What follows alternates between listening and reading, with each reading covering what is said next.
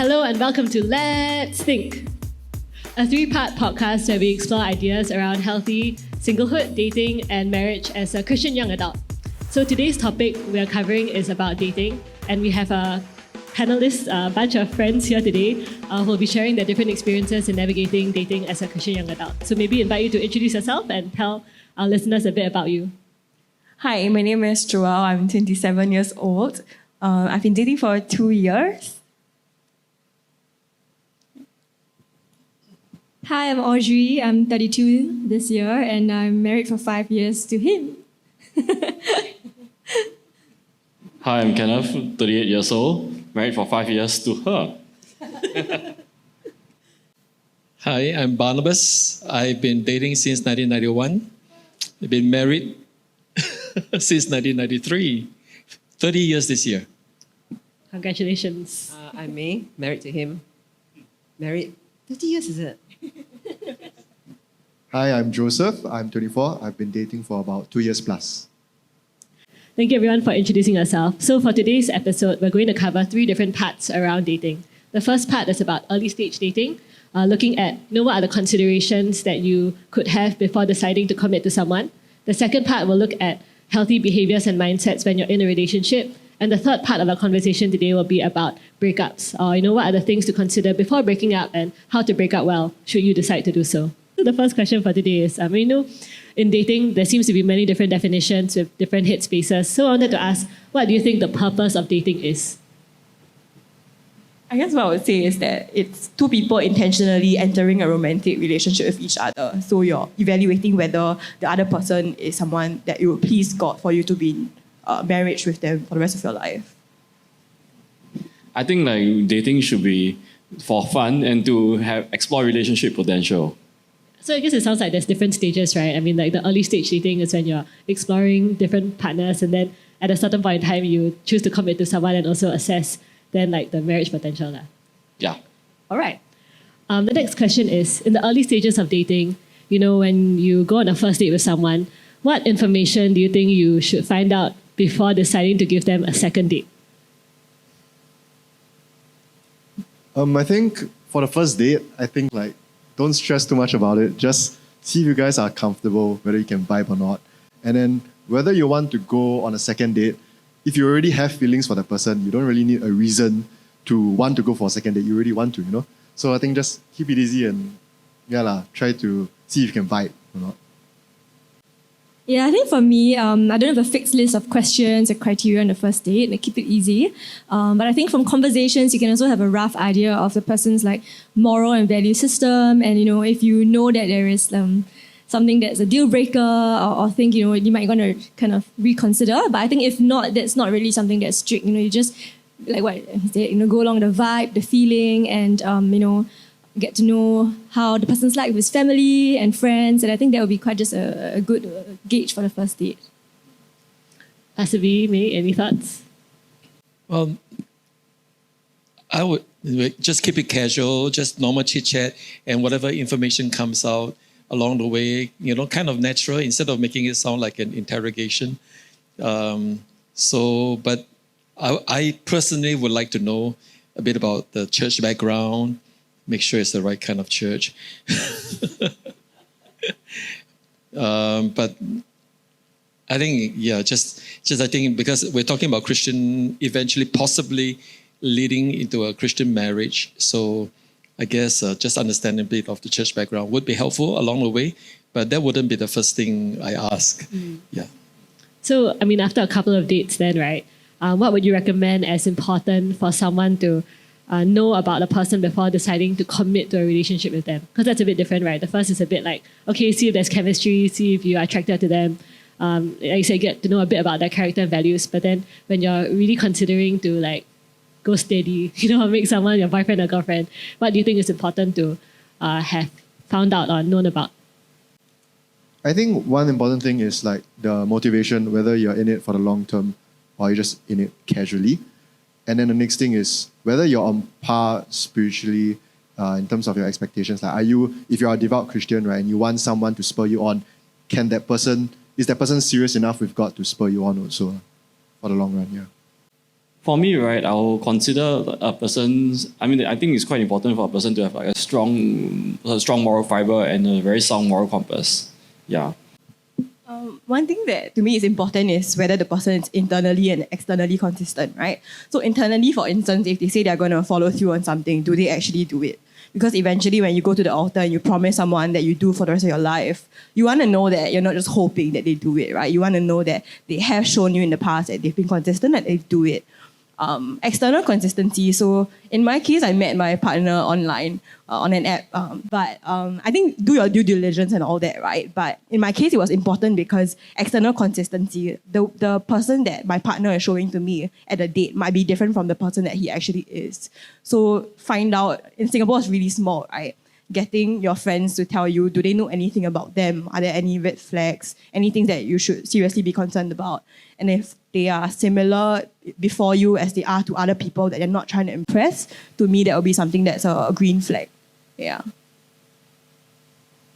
I think to have a similar calling, because when we met, we were both ready to go anywhere, anytime for God. And I think that is important because one cannot be going this direction and the other one that direction. I find that this is quite important. Like if you feel like you're going to be a missionary, then you will jolly well find your partner who wants to be a missionary. Or if you want to work overseas, then I think it's helpful to find someone who wants to go overseas. Otherwise, you'll be in a lot of trouble. I think on that note, it's quite interesting because I had a conversation with a friend about, I think it's a lot more straightforward when the callings are like missionary overseas or full-time. But if, for example, someone's called to be a teacher and someone's called to be a chef, right? Like, what does that look like in terms of having, we don't both have a calling to go overseas, but it was a conversation that we had where we discussed actually if you have a complementary calling or you feel that both parties are able to support one another in the calling, that's good enough. Yeah, that's good enough. I mean, come on, if you're a teacher, you have a chef, you have good food every day. I think I wanted to go back to, Joel talked briefly about dating apps. And I think that, within young people, there's some division, or even in different generations, there's some different opinions about using dating apps. So just want to hear from all of you, any thoughts on using dating apps as a Christian, or what are your views on using this platform? Grace is looking at me, so I will start. I think you have to use it wisely, right? I think it's about how you use the platform, being accountable to people who you know, like mentors, for instance, or pastors, the stuff that you put online, how you portray yourself through photos, a lot of skin, a lot of skin or well covered up, right? What you advertise about yourself, what you're looking for in someone else. I think as long as you're accountable to people who you look up to spiritually and you are ready to be questioned at any point, right? Then that's a good starting point in terms of what you're looking out for on these apps also. I think the type of app does affect what you naturally look out for. For instance, some apps are, the first thing that you see is the photo, where some of them, they emphasize more of the response to questions. Maybe even in a type of app that you choose to put yourself on, there's some wisdom to be had there. And by consulting with older people, with pastors perhaps, that might make you more busy, I'm sorry. But it might be wise to even consider those things before going on an app. Yeah, I think I've I've officiated the wedding of several couples that met through an app, and things have worked out rather well. During our time, there wasn't something like that. I think it's a helpful tool, but I think like what Joel said, you got to still do your due diligence, check a little bit more, and typically what kind of people go onto a particular platform, so that you don't waste time meeting people who are completely out of range. I think to add on also, it's that dating apps are a platform where you're meeting single, available, and also motivated people who are in the headspace to date. Because sometimes, as a young adult, it's hard to meet people organically in the sense that you can go for events and you can chat out with people, but maybe they're already married or attached, right? So sometimes, having access to a platform like that does help you to narrow down the search a bit. But then once again, it's about the discernment and also using the app in a manner that has healthy conversation. Okay.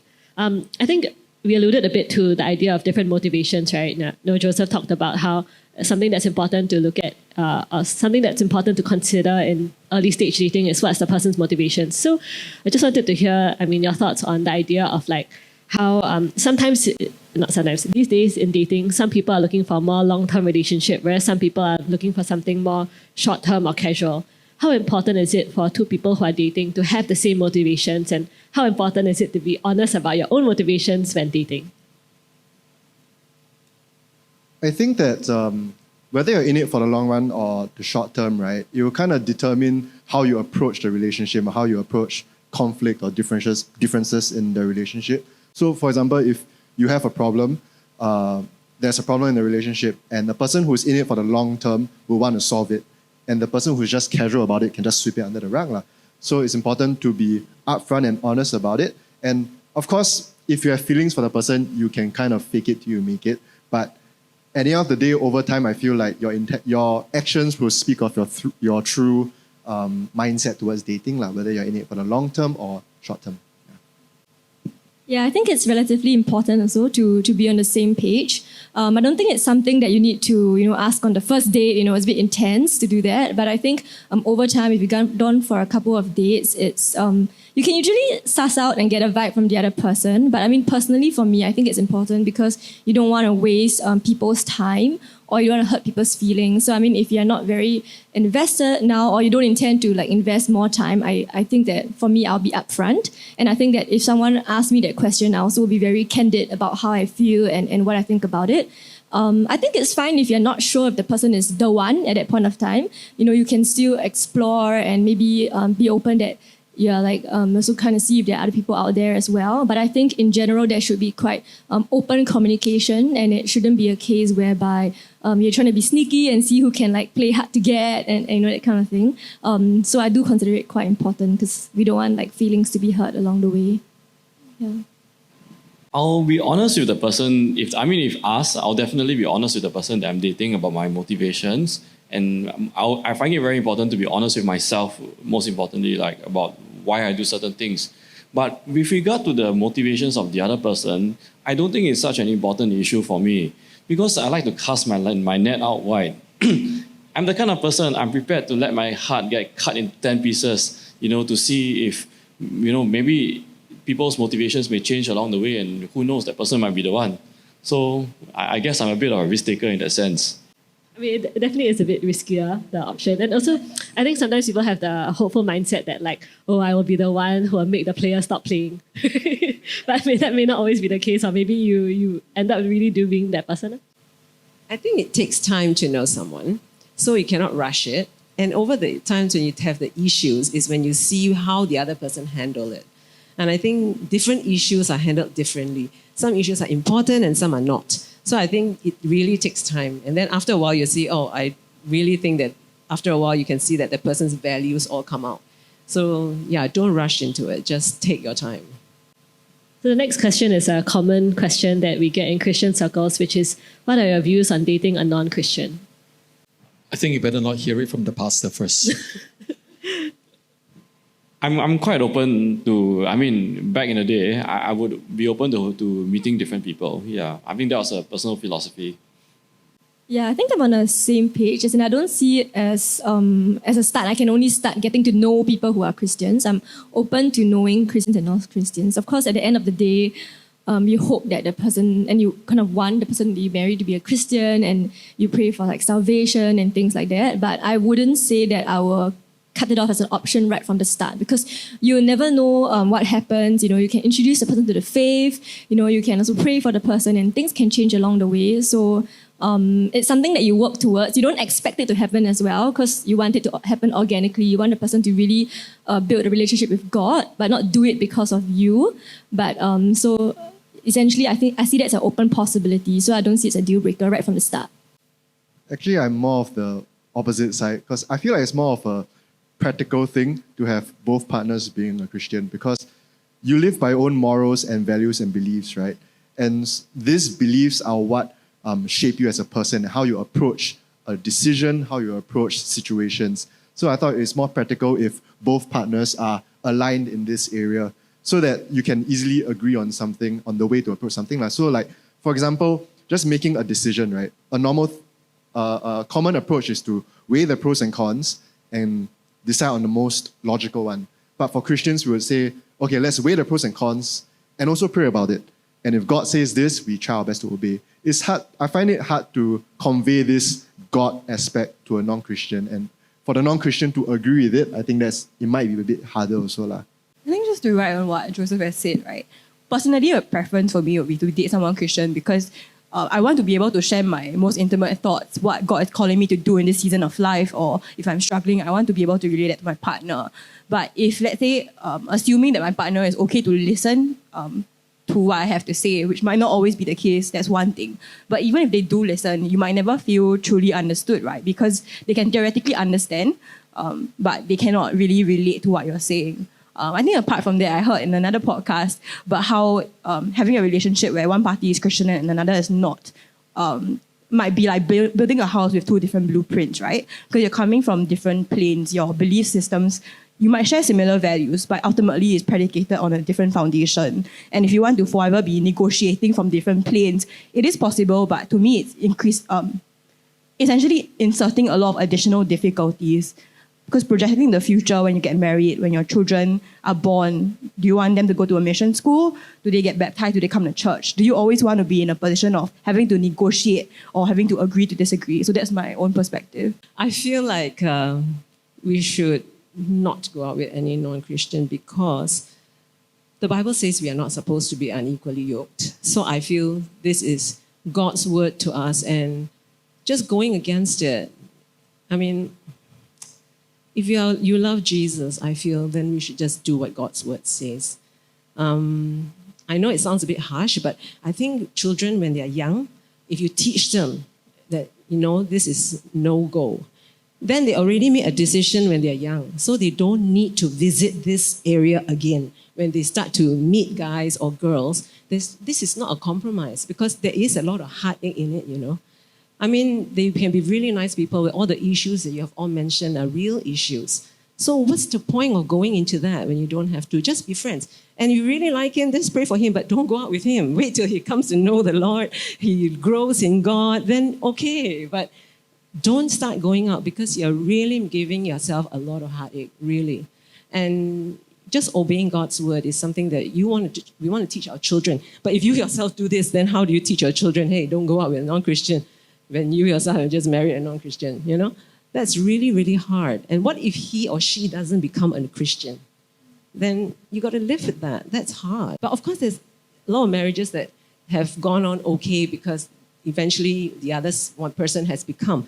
But you can't guarantee it. Yeah, I agree with May, my wife. So for me, it's very clear.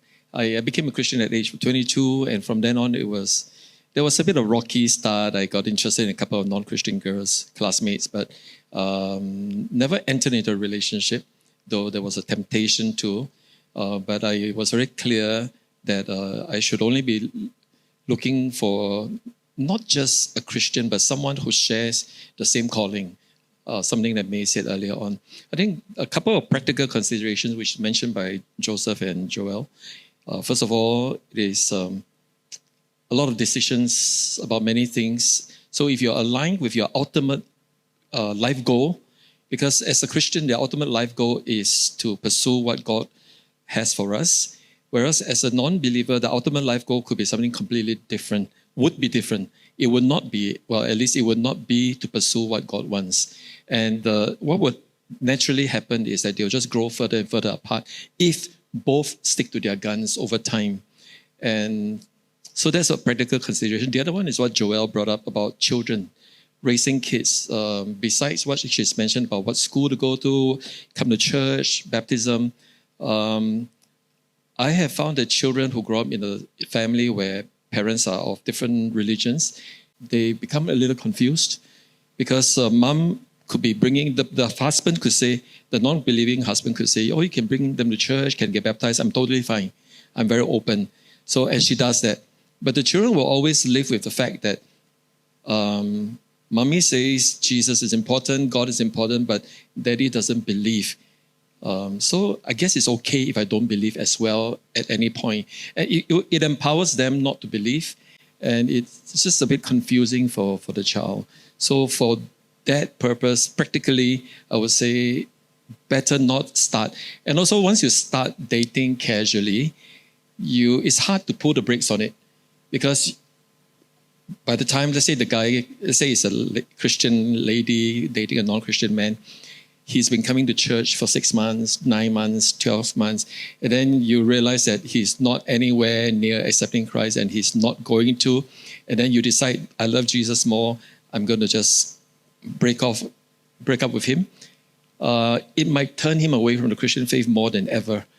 Whereas if you right from the start you say no, they may be thinking, wow, there's something there. I have a lot of good things about me, but she's saying no. So it could be more helpful. And then, of course, what the Bible actually says about not be unequally yoked. So with all that, I would strongly discourage even starting off. Thanks, everyone, for sharing your thoughts. I think it's a lot of good food for thought. I'm going to shift the tone a bit more lighthearted now, since we're still on the early stage dating topic, to a bit more sweet talk. So now I'd like you to think about either the best pickup line that you know, or the pickup line that has worked on you the most, or like a joke, or like a romantic thing or sweet thing that maybe you have heard or your partner has said to you, just some lightheartedness. So we can go one round. I mean, whenever anyone is ready, just share and also react if you think it's ooh.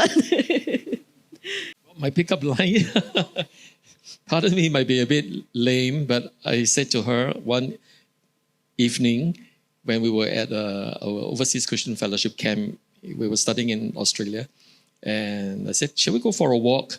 So that was after the evening session, we went for a walk, and then once we arrived somewhere, we sat down and I said, I've been praying about us. Okay, I know it sounds a bit lame, but... And then she was very shocked. Praying about what? So that was the beginning. That was my so-called pickup line. And now we've been married 30 years. It worked.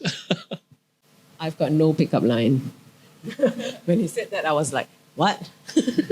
Because honestly, he was just a friend. And I didn't expect to go out with anyone.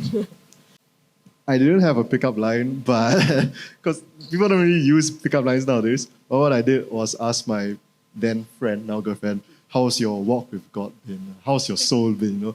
Play the Christian card, and then oh, okay, you're serious about God, Then you also find out about how they are doing in their walk. So yeah.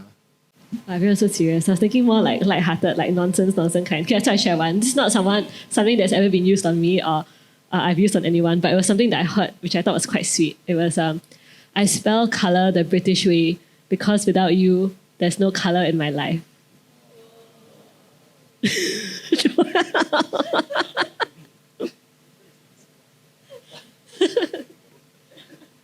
Okay, the lawyer side of the room. I mean, I didn't really have a pickup line, but then it happened, I think it was a second CG, and then I just lied to Audrey that my house was very near hers, so I just offered to give her a lift home, and then, that was how we started talking. He didn't give the complete picture, so he offered to give me a lift home, and then in the car he was reciting some poem to me, and I was like, what? It's damn strange and intense. But I just went along with it, and then at the end of the day, he used that as an excuse. Oh yeah, I will message you where I got the poem from, etc. to I guess kickstart the conversation privately. Okay, to give some context to this, right? It was because I just watched a movie, and then there was some guy in the movie who recited this particular poem. So I thought, hey, it'd be quite cool to just tell her about it. And not that I was actually reciting the poem to her. Yeah, but she was definitely interested to know about it. So I sent her a text, about the poem. Yeah.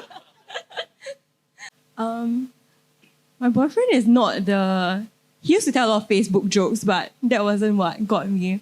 I think something sweet that he said was actually unintentional. So it was a conversation that we were having where that was the first time that I had spent time with him and another of his close friends. So you said now that you've seen me around people that I love, right? So I was a bit cheeky. I'm a bit nonsense. I'm quite annoying as a girlfriend. So I was like, oh, people that you love. So who are these people? Because by that time, he hadn't said anything yet. So he was like, oh, okay, so you mentioned that friend's name. My family, my close friends. So I was like, no other people that you love. Like, don't have. And he's the most earnest looking person, right? Like, really don't have. So in my head, I was like, well, this person Never get a hint. yeah, no hint at all. So before I left the dinner, I wasn't going to do that, but he said, oh, because to me, you're family. And I was like, oh, that's really sweet. Yeah, don't let him know that I said that, because you confirmed. He's going to listen to this. Sorry.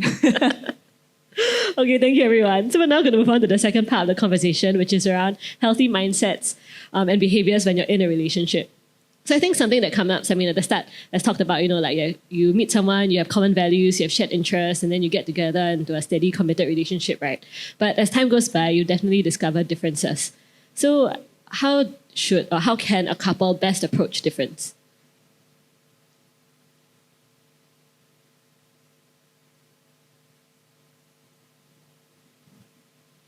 All right. I think some practical things that you can do, not as if you have to do it on the first date, but apology languages and love languages are quite useful to know, right? Because then you have a shortcut to finding out like what ways do they feel most, what ways do they receive affection and the best. And that might not be the way that you're used to giving it, but at least by having that knowledge, you're able to know how to love them better. Or I think another thing is to not find it surprising when you have differences. Because one thing that was a huge green flag to me was when I felt very secure resolving difficulties with my partner. I'd never go in scared because there was always a safe space for you to talk about those issues. You never felt personally attacked. And by the end of the disagreement, I always felt closer to him because I had a better understanding of why he acted in that way, or he has a better understanding why I acted that way. And it brought us together by having that safe space. So I think that's quite important, creating that safe space for someone and having that safe space. But I think it's also on the base principle that God has made us each fearfully and wonderfully made. It doesn't mean that we are wired the same way. In fact, I think more likely than not, we are different. So negotiating from that space to know that we are different. So how do we make the best of it? How do we communicate better? And that's by understanding how we're different first. Yeah, but once you've established the best approach, after about 5 years, it may change. So like for May, initially, she needs the space, the hours, the days. So, and then she gets over it and she's ready to talk. So I gave her the space. I learned, because I would like to deal with it like now. So I had to learn to give her the space. I had to be patient. After some time, I wouldn't tell you how many years, but after some time, suddenly I've given her too much space. It came across as I don't care about it anymore.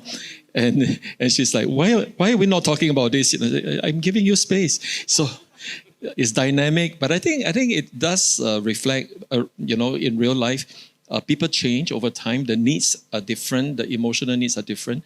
And so I think the best thing a couple needs to do is really constantly understand how your spouse or your boyfriend or girlfriend is changing as well over time. I think on the topic of like changing, right, I feel like you shouldn't approach a difference with the mindset of I want to change my partner to be more like how I want my partner to be. Because if it's a personality thing, I don't think changes come so easily. So I feel like it's better to, most importantly, to communicate everything, your emotions, especially how this person did something, then how did that make you feel? Make sure your partner knows about that. And then try to find a common ground, a compromise, so that both parties meet each other halfway. Yeah, I think one important thing is also the mindset that you're on the same team. Because, you're always bound to have like differences because you're different people, right? So, but if you know that you have each other's back and that at the end of the day, you're on the same team, the mindset, the way you go about like approaching the discussion, the environment that you create will really make a huge difference if you have that perspective. As opposed to if you see the other person as an enemy, and that you want to win this argument or win this debate, whatever, essentially, the whole attitude, the choice of words, and how the whole thing will go about will be materially different. Yeah, so I think that's quite an important thing to keep in mind. Took me a very long time to learn that. Yeah, but I think that differences are normal and like emotions. I mean, we are all subject to the full range of like human emotions. So most importantly, I think that we should be honest with each other. Safe space is true. Being considerate is important, but I think most importantly, we should be honest with our feelings, and that it's not, to me, I think it's not always, compromise isn't always meeting the person halfway. I think sometimes there'll be a right and a wrong in a situation. So if I'm wrong, I'll be ready to admit that I'm wrong, and then we will just decide on the course of action and just move on from there. Yeah, because I'm someone who really like embraces a lot of differences between people, and I appreciate that. Yeah, I find that what you say is right. And also, I find that sometimes as a couple, there are so many issues that are really not important. And when we find those, we can go into a full-blown argument, or we can just say, it's okay. You think your way, I think my way. Honestly, it's not that important. And sometimes it's like that. I think also for differences, right? If you have been wronged by your partner, I also feel like sometimes it's very easy to point out the fault. Your partner may have been doing many things right. Your partner may have been trying to change many times already, but those changes or those efforts sometimes are unseen. And in the moment your partner does one thing wrong, you immediately point it out. So sometimes it's good to pause and reflect, like, okay, has my partner been trying to change already? And how can I show that I acknowledge that? So give yourself time to acknowledge that. So maybe by doing that, you may calm yourself down also. Yeah. I think in the early stage of our relationship, whenever I apologize for something, I think in most cases, there's always a wrong on each other's part. And whenever I apologize for something, I kind of expect a reciprocation, like that she will say, I'm sorry too. Or I will say, I'm sorry, but I was triggered by this that you said. And then, obviously, it didn't go very well. It just made the whole situation worse. And I felt the Lord saying to me that you just deal with your side of what you did wrong. You apologize for that and expect nothing. And you just do that. And I will deal with her. Yeah. So I learned that, and I started to learn to apologize without an expectation, without fishing for an apology from her. And so what has happened over the years is worked much better. I mean, God will speak to her. Sometimes she'll apologize, and sometimes it's just not necessary. And just both of us just drop it. Yeah, I think that's been helpful. Sort of a more personal question for everyone. I mean, if you don't have anything, it's okay. But in your own journey dating, right, what were some unhealthy mindsets towards dating that you discovered over time that you helped? Like things that you have had to change, or perspectives that you, on hindsight, after communicating with your partner, or were there any like bad behaviors or things that you did when your dating journey? I guess one thing that we shared along the way was the need that there's a fixed timeline with how long you have to go out before you have to make a decision, before you have to move into engagement, and so on, right? Like, I think as we grow up, we watch relationships around us and how they develop. And in your mind, intuitively, there's a certain timeline. And I think it's reinforced by the people that you spend time with. Your friends who are excited will ask you, hey, have you moved on to the next stage yet? So in my case, both my partner and I were very busy with work.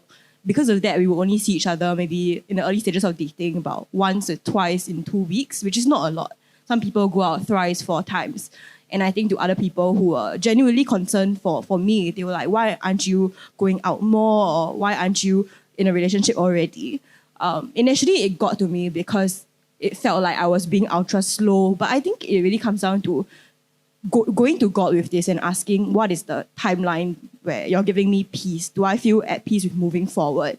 Because to me, I would really rather take more time to make a good decision than to speed up into something, get into a relationship, and then hope that it works out later. Because to me, in my own life as a single person before I'm together with someone, God is trying to use me in my sphere of influence to do something. So I don't want to speed it up, hope that my relationship will work out, and eventually, if it doesn't, destabilize what God's trying to do through my own life. Because I'm sure that you have talked about it in the singleness episode, right? But God is not wasting time with us individually, even as we explore different dating relationships. Yeah, so for me, it's trust God with the timeline, go to Him, still be intentional about moving things forward. i.e. don't just sit in the dating phase forever, but also don't feel pressured by the need to move every 6 months or there's a checkpoint or you must be engaged. It's well-intentioned by community, but I think sometimes it can be a bit stressful and not helpful ultimately. I think something I've learned over the years, this is also in the context of like disagreements. So I think it's more important to be kind than to be right. So I mean, sometimes a lot of times when we disagreements, I feel like, yeah, like obviously he's wrong and I'm right. So I can say certain things like because that's the truth, you know, you need to know that. There's nothing wrong with saying that. It is what it is. But I think sometimes maybe it's just good to say it at a different time when emotions are not running high, say it in a kinder manner. It's not like you can't convey the same message in a different time in a different way. So sometimes maybe it's more important to be kind than to be right all the time. And at the end of the day, it's like about compromise as well. So it's really about coming together at a common place rather than, it's a rigid line whereby it's right and wrong. Yeah. I think it's important to have fun because we still have fun. We do silly things together, and I think that's good. Because when you have enough of that fun times, when the hard times come, it's not so hard. I think also it's important that you don't keep any insecurities to yourself. I think especially like insecurities is something that you're very naturally shameful about and you don't really want to tell your partner. But you have to be daring and create the space to talk about it so that you can address it and see how the person can meet your needs where it's reasonable. How can one display Christ-likeness while dating? Start and end with prayer? No, I'm just kidding. Christ-likeness is really about, I guess, embodying the values. So I guess patience, kindness, I think what Audrey said is very, very, very profound. To be kind rather than choosing to be right. Because you might win a battle, but you lose the war in the end, and you don't want to do that. So I think Christ-likeness represented in being gracious, loving, merciful. I think focus on the positive side of his character rather than his holiness, his righteousness, and that part that's so heavy. I think that's, for me, that's what it means. And maybe one more thing is the conversation very often leads back to what is God saying, what does God think about this, what should we do, we should pray. So there is that Christ orientation, Christian orientation as well. I guess to come from a place of humility ties a bit back to conflict resolution, right? When you enter into a dispute or disagreement with a partner, you come from a place of I'm not perfected as an individual, right? We both recognize we are flawed before Christ. So entering into that, saying, I don't have this figured out. There's a problem here. We're trying to fix it. But I am not perfect and you're not perfect either. So I'm not trying to count your blame against you. We're here to solve a problem together, essentially. Yeah. Yeah, okay. So sometimes when there are conflicts, honestly, it's not so easy to love the person. It's not so easy for me to love Audrey to the maximum, okay? Because you're angry, you're frustrated. Sometimes your pride has been injured for whatever reason. But then even in those moments, right, sometimes I just sit down and I pray to God and I think about how God had accepted and loved me despite who I am. And then I think I use that as a starting point to try and, I may not be able to love Audrey that much at the time, but I ask God to give me the heart, to enlarge my heart to love Audrey and to forgive and to really unconditionally forgive, which is a very difficult thing. How do you think Jesus or your relationship with God has made a difference in your relationship and how you date? I think Jesus is like the ultimate role model. If you don't know how to be a partner, just look at Jesus, how he loves sacrificially and serves humbly. I think it's such a struggle to put aside what we are owed, especially if you're in the right. You've been wronged by your partner, right? You have every right to be angry, and your partner has every right to get your wrath, But then we have to turn to Jesus and see, okay, we deserve to go to hell, but God came down for us. So in the same way, because we are Christians and God has set the example for us, we also must learn to put aside what we are owed and withhold what our partner may deserve and extend this love instead. Well, we graduated from uni, and then for about 11 months we were apart. I was here in Singapore. May was in KL. Her family's from KL. And we wrote to each other a lot, letters. Okay, back in 1992, it was like all snail mail. And I think there was one time we had a bit of a tiff, and then she wrote me a note and said that God spoke to her, and the phrase is to learn to say, maybe you're right. So she wrote to me and said, maybe you're right. Of course, when I read that, I said, of course I'm right. but I thought that was I didn't say that to her, of course. But I thought that was helpful to recognize that maybe the other party is right. Yeah, this is a joke, because after this, right, whenever he said, oh, maybe you're right, I say, no, I'm right. So, yeah, but it's really a lot of give and take, really. And not to put it in your heart, just move on. So what does this is the last question of this particular section, which is, what does a healthy relationship dynamic look like? So I think, we talked a bit about, displaying Christ-likeness in the relationship, but generally, how would you describe a healthy relationship dynamic, for someone who's listening and just thinking about, okay, I've heard what everyone has said so far, but what else does that look like in practice? Maybe I think from a start, right? When you're choosing, maybe it's going back a little bit, but I think from the start, when you choose somebody, it is very easy to choose somebody who seemingly needs you, okay? But I think that just choose wisely, because that affects that last question.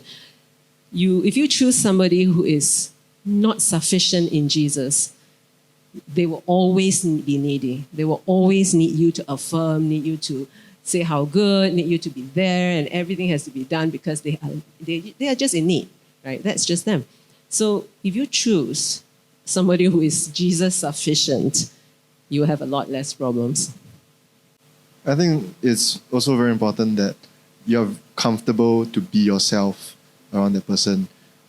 So like for myself, sometimes I can be very dramatic or expressive, and I want to be able to be that person in front of my partner.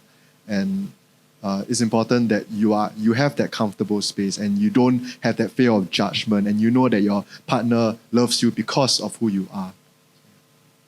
Yeah, so I think to build on that point, it's quite important to have a safe space where you can share your fears and insecurities, because this is really a very private, intimate background, and you can really share your innermost thoughts. And I think one mistake that sometimes people make is that when you have disagreements or arguments, you use the information that you obtain about the person or their flaws as ammunition against them.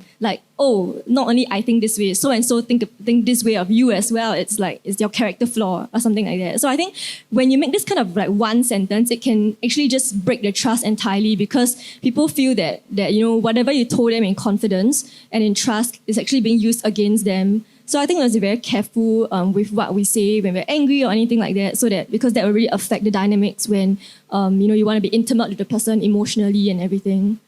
So we're going to move on to the last part of the conversation today, which is about breakups. And I think the reason why we're covering this is also because the person that you date may not necessarily be the person that you marry, right? And part of dating someone, as we talked about earlier, is that journey of discovering someone, also at the back of your mind, assessing and navigating and even trying to work things out. And so coming to this, how would you advise someone if they are unsure if their relationship is still worth pursuing? I just keep looking at Grace. I think the first thing is whether you have peace, because God gives you a sense of whether something's off or not. You might not know exactly what it is, but if you feel something is off, that's a good starting point, I think. The second question would be, I think, to me to ask, is this relationship leading me closer to God or further away? Right? And if it's further away, then I think there are warning signs. But I think the third layer of this is to not just do this evaluation alone, right? Bring these concerns to your friends who you know are rooted in God and are wiser than you. Bring it to them and see their third-party perspective on it. Because God has surrounded us with people who care about us, who care about our walks individually. And those people have collective wisdom. Of course, don't just ask anyone, because everyone's going to have an opinion on this person. But ask trusted individuals, flag out the problems objectively, open up that space that has only been between the two of you so far. Let them in and ask, okay, do you think that this is a relationship that I should pursue in this season of my life? And I think you get a lot of answers from that community that you have built. I think that pretty much sums it all up. And then as to the question of breaking up amicably, I think it's almost impossible to break up amicably. The longer you have dated, the harder it gets. But having said that, the truth about dating is that you're still dating and there is a way out. And there should be a way out because it's okay to discover at some point that if we carry on and go into marriage, our marriage is going to be a disaster. So it's better to have that pain at this point than to get married and go through pain with children in tow. Yeah, I think to add on to Pastor V's point, I think that of course it's always unpleasant during a breakup, but I think that maybe certain things can be cushioned along the way. And how, if you are the one initiating the breakup, of course, be kind of like mindful about the setting, the timing, and how you convey the message to the person. I mean, it should not be something shouldn't be phrased in a very personal way, like, oh, you are XYZ, I'm XYZ. But I think we should phrase it more like as a communal thing whereby there's a common end goal in the sense that like we're looking at the interests of both of us. By the end of the day, we're seeing that this doesn't work out for both of us. It's not aligned, but we still want the best for each other and everything. So I think it's really how you phrase it and all. It will still hurt, and the person, you cannot control how the person will react to it. But I think you can help to cushion it a bit, and hopefully make things less bad. Yeah. So on the note on cushioning, I think that whatever the cause of the breakup is, right, it should have been something that has been brought up prior to the breakup. So ideally, if the issue is this, the couple should have brought it up and identified, okay, this is an issue and we should try to work on it.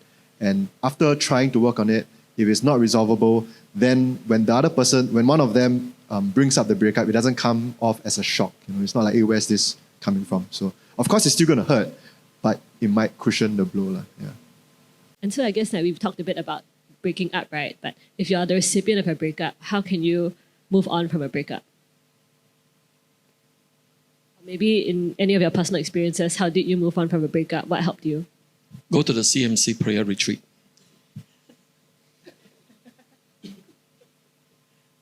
Actually, quite seriously, because it gives you time to be alone with God, to just think, pray, read the word, just be nourished, or any kind of retreat would be helpful. Because at the end of the day, as Christians, we got to find, rediscover our alignment, our identity with God, and let Him center us again. I think also it's good to surround yourself with friends that you trust. So, give yourself space to grieve over it, to be sad about it. But then when the time is right, you have to move on. And I think that's where your friends come in to push you on to move on from it. So don't do it alone. Don't box up and isolate yourself. Yeah, I think for me it was, from my own experience, it was prayer, a lot of prayer. So I think what happened was that, I guess after work, every day on the way home, there was a church that was near my house. So I would just drop by and just spend some time with God, half an hour, pray, cried out, whatever, and go back. So just repeated the process. It's not instantaneous. You don't feel good immediately the next day. Sometimes it's a journey of up and down. You think you're better, but the next day you feel that you're not, and then you question your progress. But eventually, with that peaks and troughs, eventually it's still an upward trend. And one day you just realize that you feel so much better, and that God healed you along the process and kind of journeyed with you and helped you along the way. For myself, I just let my feelings run their course. I mean, I don't really have much feelings, but in this case, I normally can feel anger, but in this case, I felt sadness, So I let the feelings run their course, and then I spent a lot of time, alone actually, praying to God and asking why all this happened. And I think that the funny thing is that years later, I got the answer is because God wanted to draw me to Him. Yeah, that's my personal experience. Yeah. I think practically one thing is to cut contact temporarily while you're recovering. In the digital age, Instagram stories, posts, Facebook, if you keep seeing the person appearing on your feed, right, that might send you back into a place of just regressing again and again. So I don't think it's prescriptive whether you have to block, mute, restrict, whatever, but temporarily give yourself space to maybe step away from social media so that you don't see the person reappearing on your feed every few minutes, right? But I think while you're concurrently doing that, also surround yourself. So what I did was that I created a Spotify playlist, just filling it up day by day with songs of God's love for me. because when you're in a situation like that where something hasn't worked out, the tendency to spiral is very quick. So before I could even spiral, I had already put up that amount of ammunition to counter that before those thoughts could even enter my mind. And ironically, it was the period where I felt closest to God because I was clinging to God so tightly, which was the most amazing thing for me. I think two things that have been helpful for me. The first one was I heard this piece of advice, I think from a counselor friend, that it's helpful to write a letter to the person. I mean, you don't have to give them the letter, but like to kind of express, like kind of to wrap it up or to bring closure. Because sometimes when a relationship ends, you don't get the closure that you want. So I actually did that. I wrote a letter to the person. But after I wrote the letter to the person, I felt like, wow, I wish the person wrote a letter to me back. So this was shortly after I wrote the letter to the person. I wrote a letter back to myself from the perspective of that person, what I had hoped the person would say to me to bring closure to it. Yeah, so that was, on a more practical thing, just to process your emotions and your feelings and your thoughts, and the things that you feel are unresolved is useful to do. I think the other helpful mindset that helped me after a breakup was to realize that you don't want to be with someone who doesn't want to be with you anyway. Because sometimes after a breakup, you're holding on to hope that the person will change their mind, right? But actually, if you realize that this person doesn't want to be with you, then the best thing you can do to move on is to also realize that you don't want to be with someone who doesn't want to be with you. Yeah. Well, actually, I found Christ because of a breakup. Yeah, it was as a result of a breakup. I turned to God, whom I knew very little about, and then I met God in a very real way, and I gave my life to the Lord. So I thank God for the breakup. I think it's also a good reminder that there's no humanly love that will love you so fully the way that God loves, right? And I guess in romantic relationships, what we're also looking for is love and companionship, right? And the love that God gives is unlike any love that man can give. So with that, we've come to the end of our podcast for today. But one last closing question is, what's the best advice you've heard about dating? I think it wasn't something that someone said, but I think something that God has taught me to reduce anxiety throughout this process. Because while you're dating, you don't know if it'll work out or not. So early on, I was always very fearful. What if I make a wrong choice? What if I decide too fast and I, jeopardize whatever God's trying to do in my own personal life?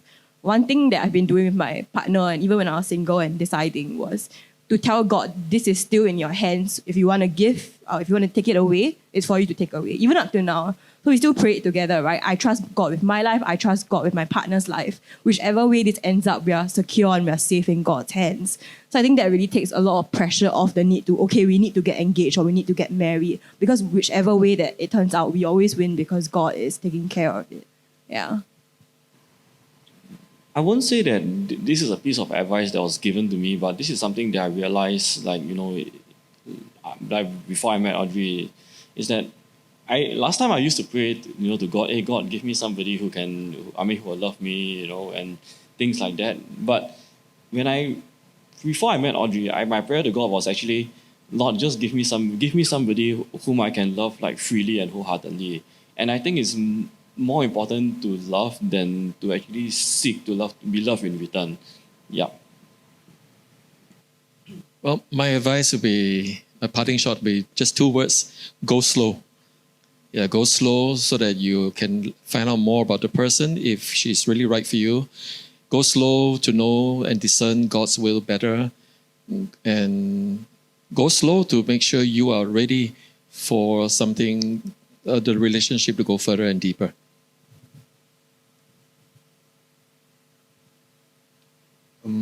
A very PC answer from me that I actually do agree with is to just put God in the center of it. And whatever that looks like and what that means is up to you and your partner to decide. But on a more practical sense, my dad always tells me, always communicate everything and don't take each other for granted, because that would be the foundation. Not just doing dating, but especially more so in marriage. Yeah, for me, it would be seek God. I guess when we were dating before we got married, we wanted to know if each of us, was the right people for each person to get married. So, obviously I was praying to God that he's the right person. Before I met him, I prayed that, God would bring the right person to my life, and that, the next person that I'm seriously dating will be hopefully the one that I marry, so that we can prevent another heartbreak. And so I actually said that prayer before I met him, and surprisingly also, he actually said the same prayer before, he met me as well. Yeah, so I think then obviously eventually dated, and before we got married, we at least individually so prayed that we were the right people for each other. So I guess it's a rehash of what everyone said, but essentially just like praying to God and like aligning with what God wants and His plans for us. Yeah. For me, it would be the idea that success in dating looks like either marriage or a breakup.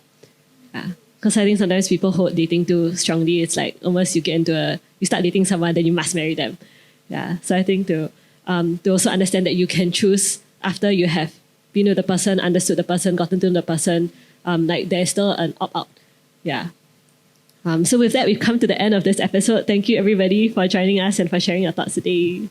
Thank you, Grace. Thank you for our listeners for tuning in today. Once again, this is the second part of a 3-part podcast where we cover ideas and thinking around healthy singlehood, dating, and marriage as a Christian young adult. If you enjoyed this conversation and you actually want to know more, the next episode about marriage covers questions about the one, which is, I think, something we briefly alluded to today. Like, is there only the one? Are there multiple ones? How do I discern whether this person I'm dating is the one? What are some considerations to think about before getting married? If you are new to this podcast and you're also curious about how to make the most of your singlehood journey, if you are single now, do check out the episode on singleness. And yeah, thank you so much for tuning in and hope to see you around Christ Methodist Church. Bye-bye.